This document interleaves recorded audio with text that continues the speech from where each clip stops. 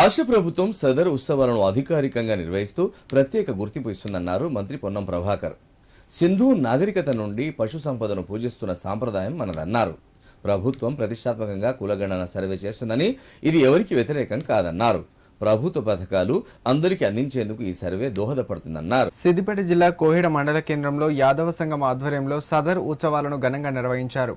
ముఖ్య అతిథిగా హాజరైన మంత్రి పొన్నం ప్రభాకర్ ఉత్సవాల్లో భాగంగా దున్నాలకు ప్రత్యేక పూజలు చేశారు. ఈ సందర్భంగా యాదవ సోదరులకు పండగ శుభాకాంక్షలు తెలిపారు. అనంతరం మాట్లాడిన పొన్నం, సదర్ పండగ సందర్భంగా మన సంస్కృతి సాంప్రదాయాలకు ప్రతీకగా దున్నలకు ప్రత్యేక పూజలు చేసుకుని భవిష్యత్ అంతా మంచి జరగాలని అంగరంగ వైభవంగా ఈ ఉత్సవాలు జరుపుకుంటామన్నారు. యాదవ సోదరులు నిర్వహిస్తున్న ఈ సదర్ ఉత్సవాలు ఇందిరా పార్క్ వద్ద రాజ్యసభ సభ్యులు అనిల్ కుమార్ యాదవ్, అంజన్ కుమార్ యాదవ్, హైదరాబాద్ యాదవ సోదరుల ఆధ్వర్యంలో ప్రభుత్వం ఘనంగా నిర్వహించిందని గుర్తు చేశారు.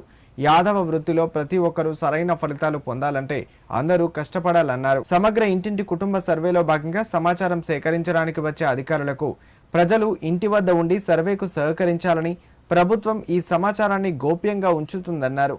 భవిష్యత్తులో చేపట్టే అనేక కార్యక్రమాలను ఒక ప్రణాళిక ప్రకారం చేపడుతూ ముందుకు పోతామన్నారు. సర్వేకు యాదవ సోదరులు సహకరించాలని, సర్వేలో అందరూ భాగస్వాములు కావాలని పొన్నం ఆకాంక్షించారు.